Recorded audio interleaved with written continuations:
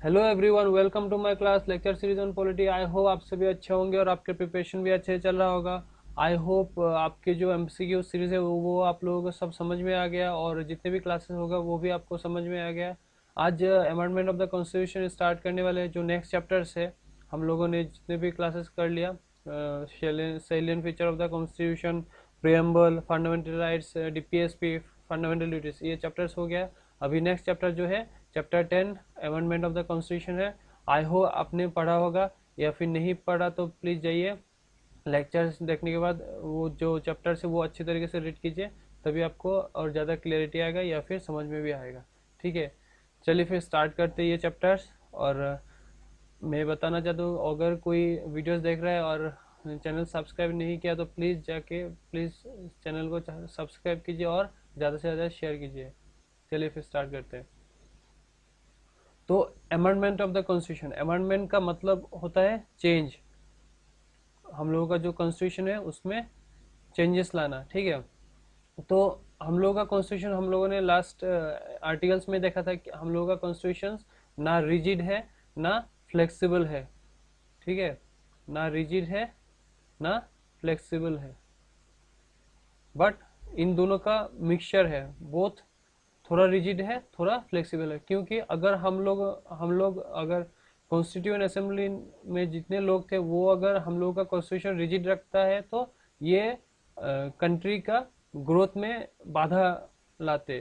ठीक है, तो अगर रिजिड होता तो कंट्री जो ग्रोथ होता वो ग्रोथ नहीं होता, क्योंकि जब टाइम के हिसाब से कोई भी कंट्री अगर ग्रोथ होता है तो वो उसमें फ्लेक्सिबिलिटी होना बहुत ही जरूरी होता है। अगर रिजिड होता है तो चेंजेस नहीं होगा, और चेंजेस नहीं होगा तो जो ग्रोथ है वो भी नहीं होगा। ठीक है, तो अमेंडमेंट ऑफ द कॉन्स्टिट्यूशन हम लोगों का जो है वो कौन से आर्टिकल में आता है? आर्टिकल 368 में आता है। ठीक है, और हम इसमें भी देखेंगे कि कितने तरीके से हम कॉन्स्टिट्यूशन के अमेंड कर सकते हैं। जैसे हम लोगों ने लास्ट क्लासेस में देखा था कि केशवानंद भारती के इसमें बोला कि बेसिक स्ट्रक्चर को चेंज नहीं कर सकते, बेसिक स्ट्रक्चर को चेंज अमेंड नहीं कर सकते, तो वो भी हम डिस्कस करेंगे।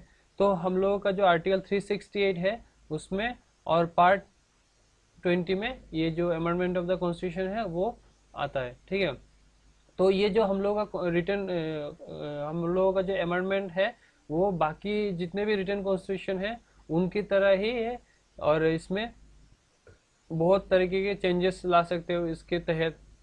ठीक है, तो however the procedure laid down for its amendment is neither as easy as Britain nor as difficult as USA। तो ब्रिटेन की तरह ना डिफिकल्ट है ना, सॉरी, ब्रिटेन की तरह ना इजी है ना यूएस की तरह डिफिकल्ट है, बट दोनों का मिक्सचर है ना, neither flexible nor rigid but a synthesis of both, दोनों का मिक्सचर है आप कह सकते हो। ठीक है, तो article 368 in part 20 of the constitution deals with the powers of parliament to amend the constitutions and its procedures. ठीक है, तो however the parliament cannot amend those provisions which form the basic structure of the constitution. This was ruled by the Supreme Court in the Kesavananda Bharati case 1973। तो ये जो basic structure है, इस basic structure का भी एक चैप्टर आएगा जो इसके बाद ही आएगा। ठीक है, तो हम उसमें देखेंगे कि क्या क्या बेसिक स्ट्रक्चर है और सुप्रीम कोर्ट ने कौन से जो टर्म्स है या फिर कौन से चीज़ है जो बेसिक स्ट्रक्चर में फॉल करता है। ठीक है, वो भी हम देखेंगे।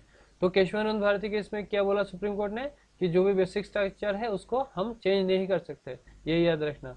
ठीक है, तो चलिए फिर स्टार्ट करते हैं नेक्स्ट। तो प्रोसीजर फॉर अमेंडमेंट, तो अमेंडमेंट का कुछ प्रोसीजर होता है। जैसे हर किसी चीज़ का एक प्रोसीजर होता है, तो अमेंडमेंट का भी एक प्रोसीजर होता है कि पहले लोकसभा में इंट्रोड्यूस करो, फिर राज्यसभा में लेके जाओ, फिर प्रेसिडेंट का एसेंट होता है, फिर ये प्रेसिडेंट के एसेंट के बाद ये एक्ट बन जाता है। अगर राज्यसभा में कोई भी मतलब बिल पास नहीं होता, इसमें उन लोग कैंसिल कर देता है, ठीक है, तो वो बिल उसका जॉइंट सीटिंग नहीं होता। ठीक है, तो बहुत सारे ऑर्डिनरी बिल होता है जिसमें जॉइंट सीटिंग का भी प्रोसीजर है। लेकिन इसमें क्या है कि अगर किसी भी हाउस में अगर कोई जॉइंट जो बिल है वो कैंसिल हो जाता है तो उसमें जॉइंट सेशन नहीं होता है, ठीक है, जॉइंट सीटिंग। और प्रेसिडेंट का भी एसेंट देना जरूरी होता है, तभी जाके ये एक्ट बनेगा। तो देखते हैं क्या क्या है। तो फर्स्ट क्या है, N amendment of the constitution can be initiated only by the introduction of a bill for the purpose in either house of parliament not in the state legislature. कि ये जो अमेंडमेंट ऑफ द कॉन्स्टिट्यूशन है, ये जो bill है, ये सिर्फ parliament पे ही मतलब इंट्रोड्यूस होगा, ना कि स्टेट लेजिस्लेचर के वहां पे होगा, ठीक है। स्टेट लेजिस्लेचर के कोई इसमें पार्टिसिपेशन नहीं है, सिर्फ पार्लियामेंट में ही है। और उसमें पार्लियामेंट में आइदर लोकसभा या फिर राज्यसभा में ये इंट्रोड्यूस हो सकता है। और नेक्स्ट देखते हैं, इस ये चाहे मिनिस्टर भी इंट्रोड्यूस कर सकता है। The bill can be introduce either by minister or by private member and does not require prior permission of the president. President का प्रायर परमिशन का जरूरत नहीं होता है। जैसे हम बिल्स, हम लोग जब बिल्स के बारे में रीड करेंगे तब हम देखेंगे, जब मानी बिल इंट्रोड्यूस होता है तब प्रेसिडेंट का परमिशन होना जरूरी होता है। लेकिन इस बिल में क्या होता है, prior permission of the president is not required. Okay, तो introduce this bill either house or either house of the parliament or by minister or by private member in the any of the either house of the parliament, ठीक है। तो the bill must be passed in each house by a special majority that is a majority of the total membership of the house. ये जो special majority है, ये special majority के तहत ही पास होना पड़ता है। और ये स्पेशल मेजोरिटी क्या है, the member majority of the total membership of the house. जैसे हम लोगों का हाउस पार्लियामेंट में कितना सीटें है, 500, ठीक है। 500 में से 250 लोग से पास होना पड़ेगा, ठीक है, तभी जाके ये एक होगा। और एक होगा कि ए majority of the 2/3 of the members of the house present and voting. 250 लोगों से पास होना एंड कंपल्सरी है, एंड 2/3 ऑफ द हाउस, ठीक है, ये याद रखना, 2/3 ऑफ द हाउस। तो ये याद रखना कि जो बिल है वो स्पेशल मेजोरिटी पास हो। स्पेशल मेजोरिटी में क्या है, majority of the total membership of the house and 2/3 majority of the members of the house present and voting, ठीक है। तो each house must pass the bill separately, दोनों हाउस से separately पास होगा। लोकसभा में इंट्रोड्यूस होगा तो राज्यसभा से अलग से पास होगा, या फिर राज्यसभा में इंट्रोड्यूस होगा तो लोकसभा से अलग से पास होगा, ठीक है।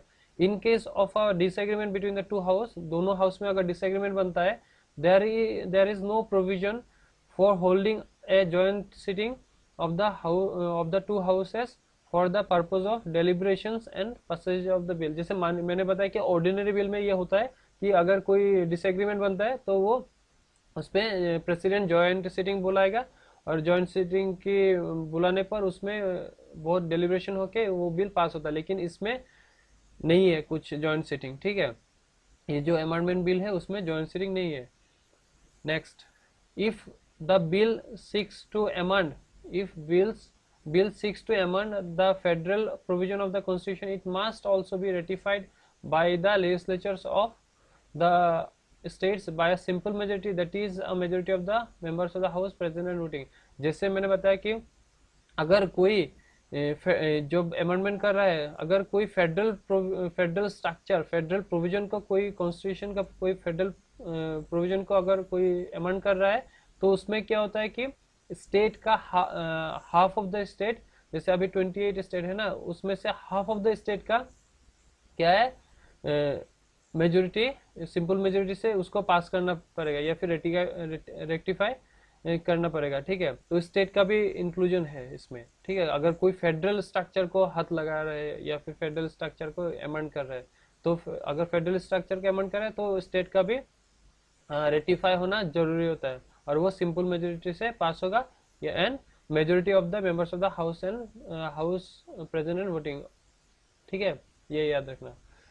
नेक्स्ट 6 पॉइंट क्या है, after duly passed by both the houses of parliament and ratified by the state legislature where necessary the bill present to the president for ascent.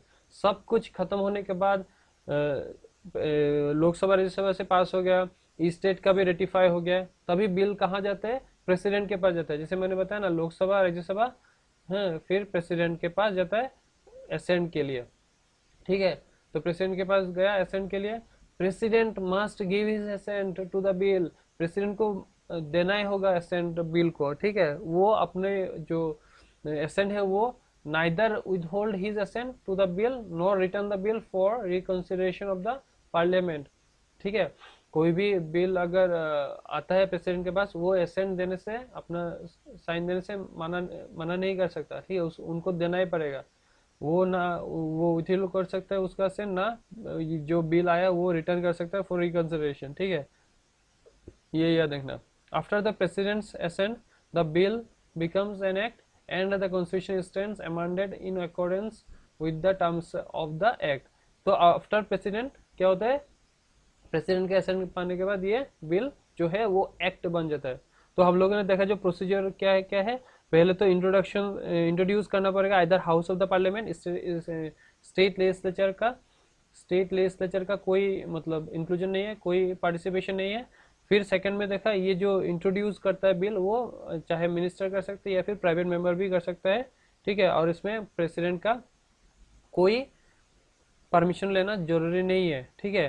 तो थर्ड में क्या बोला कि ये जो बिल है वो पास कैसे होगा, स्पेशल मेजोरिटी से, ठीक है। स्पेशल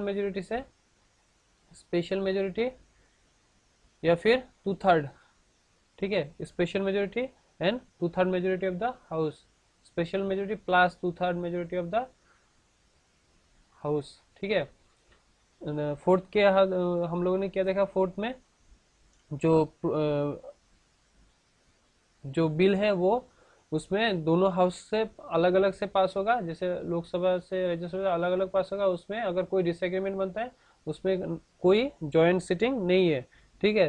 तो फिफ्थ में हम लोगों ने देखा जो फेडरल स्ट्रक्चर है, फेडरल प्रोविजन है, उसको अगर अमेंड कर रहे हो आप तो उसमें स्टेट का भी रेटिफिकेशन होना जरूरी होता है, ठीक है। 5 नंबर में हम लोगों ने देखा। 6 में क्या होगा, ये जो बिल है अगर ड्यूली पास मतलब सब हाउसेस से पास हो गया, स्टेट लेजिस्लेचर का भी रेटिफाई हो गया, तभी प्रेसिडेंट के पास ये जाएगा अपने असेंट के लिए, प्रेसिडेंट के असेंट के लिए। तो प्रेसिडेंट इस जो असेंट है वो देने से माना नहीं कर सकता, वो अपना असेंट देना ही होगा। तो 8 नंबर में क्या होगा, जब भी असेंट देगा तो उसके बाद ये एक्ट बन जाएगा। ये प्रोसीजर था अमेंडमेंट का, ठीक है। ये अच्छे तरीके से आप रीड कीजिएगा तभी आपको और ज़्यादा अच्छे तरीके से समझ में आ जाएगा, ठीक है। चलिए फिर, तो अमेंडमेंट का भी बहुत टाइप्स होता है, ठीक है। 3 तरीके का अमेंडमेंट होता है।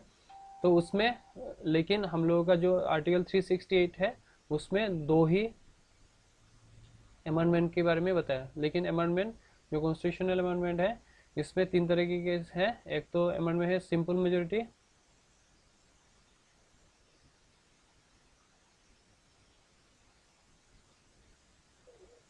सेकंड में क्या है, स्पेशल मेजोरिटी,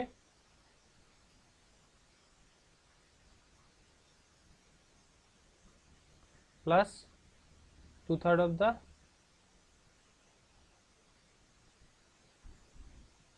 पार्लियामेंट, ठीक है। और एक क्या है, special majority and special majority of parliament और plus ratification of half of the state,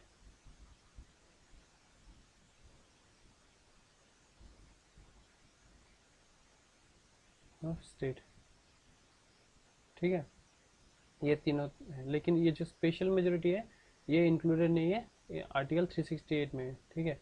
तो article 368 provides for 2 types of amendments, that is by a special majority of a parliament and also through the ratifications of half of the state by a special simple majority, ठीक है। Article 368 provide 2 type of majority, that is special majority of parliament and also through the ratification of the half of the state by a simple majority, okay. But some other articles provide for the amendment of certain provisions of the constitutions by a simple majority of a parliament.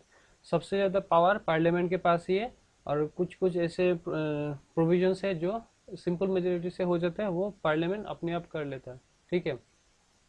That is the majority of the members of each house present and voting, उसमें कुछ नहीं है, ठीक। इन तीनों तरीके का है, 3 types of constitution amendment होता है। लेकिन उसमें क्या है, जो टाइप्स ऑफ अमेंडमेंट है 368 में सिर्फ दो ही प्रोसीजर है, एक होता है special majority of parliament and special majority of parliament and ratification of the state in simple majority. ठीक है, तो हम तीनों को अच्छे तरीके से देखते हैं क्या क्या है। सिंपल मेजोरिटी में क्या है, जो bye simple majority of parliament article 368 में admission or establishment of new state, जब हम लोगों ने आर्टिकल्स किया था आर्टिकल 1 to 4, ठीक है, उसमें देखा था कि जो establishment of state, evolution of state, boundary को घटाना बढ़ाना, वो सिंपल मेजोरिटी से हो जाता, वो पार्लियामेंट अपने आप कर लेता। ठीक है, the admission or establishment of new state, ठीक है, formation of new state and alteration of areas, boundaries or name of the existing state, evolution or creation of legislative council in state. अभी 6 state में ही legislative council है जो state में है। ठीक है, इससे जो लेजिस्लेटिव काउंसिल है वो आप लोग क्या कर सकते हो, उसको आप क्रिएट भी कर सकते हो और एबोलिश भी कर सकते हो। ठीक है, स्टेट में उसका जब सेंटर को लगेगा तब वो कर सकते हैं। ठीक है, सेकेंड शेड्यूल में जो दिया हुआ है, emoluments, allowances, privilege and so on of the president, governors, speakers and जजेस एट्सेट्रा, इन लोगों का जो भी एमोल्यूमेंट्स, अलाउंसेस एंड प्रिविलेजेस है। क्वेरम इन पार्लियामेंट, पार्लियामेंट में quorum, salaries, allowances of the MPs, member of parliaments, rule of procedure in parliament, privilege of the parliament, its members and its committees, privilege of the parliament। ठीक है, use of English language in parliament, number of puisne judges of the Supreme Court, conferment of more jurisdictions on the Supreme Court, use of official language। हम लोग के India में 22 official language है, और ठीक है, तो ये याद रखना ये कौन से शेड्यूल में आता है ऑफिशियल लैंग्वेज।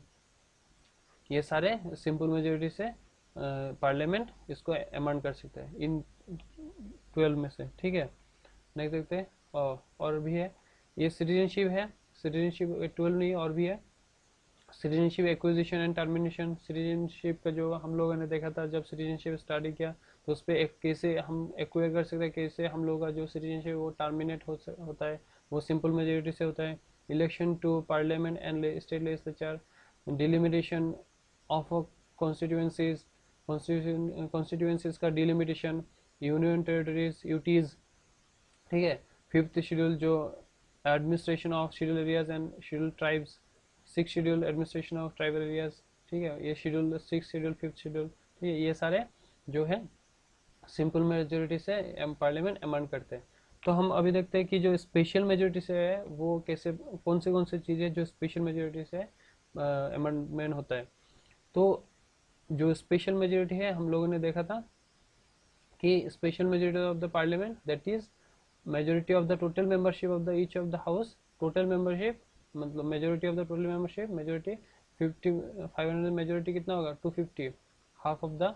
ठीक है, और plus majority of 2/3 member of the house, 2/3 member of the house present and voting. 250 लोगों का प्रेजेंट मतलब वोट होना तो जरूरी है, प्लस उस 500 में से 2/3 मेजोरिटी का प्रेजेंट एंड वोटिंग होना भी जरूरी है।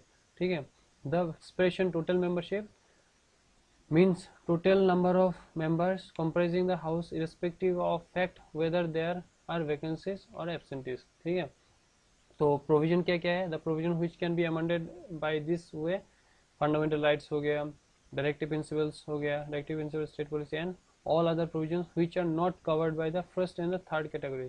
जो फर्स्ट क्या है सिंपल मेजोरिटी, और थर्ड में क्या है special majority of parliament consent of the state. तो उन दोनों में जो भी कवर नहीं है सब इस पे इंक्लूडेड है, मतलब डायरेक्टली, मतलब ज़्यादा कुछ बोला नहीं, डायरेक्टली ये दे दिया। ठीक है, तो स्पेशल मेजोरिटी से क्या क्या होता है, fundamental rights, directive principles and जो भी फर्स्ट प्रोविजन और थर्ड में फर्स्ट कैटेगरी थर्ड कैटेगरी में कवर नहीं है वो डायरेक्ट इस पर इंक्लूड होता है। ठीक है, अभी देखते हैं जो थर्ड कैटेगरी है special majority of parliament and consent of the state. उसमें क्या क्या है, election of the president and it's manner, election of जो इस इलेक्शन होगा। और इसमें थर्ड कैटेगरी में जो हमने देखा था जो फेडरल स्ट्रक्चर है वो अगर अमेंड हो रहा है तो उस पर स्टेट का कंसेंट होना, स्टेट का हाफ ऑफ द स्टेट का कंसेंट होना जरूरी है, और ठीक है, सिंपल मेजोरिटी से पास होगा ये। तो फर्स्ट है election of the president and it's manner, extent of the executive power, extent of the executive power of the union and the states, executive जो पावर है वो यूटीज और स्टेट के लिए एक्सटेंड होना, supreme court and high court, distribution of, ये जो supreme court and high court होता है वो हाई कोर्ट तो स्टेट के अंदर ही आता है, तो इस पर कुछ ये सारे फेडरल स्ट्रक्चर है जो जो मैं बताया था, president, executive power, high court, supreme court, distribution of legislative power between union and the state, ये सारे फेडरल स्ट्रक्चर है। GST, goods and service tax, जो बोथ स्टेट और सेंटर के बीच मतलब लाई करता है। एनी ऑफ द, देखिए जो भी लिस्ट है वो तीन तरीके की लिस्ट है, एक होता है यूनियन लिस्ट, ठीक है, एक होता है यूनियन लिस्ट, एक होता है स्टेट लिस्ट, ठीक है, और एक होता है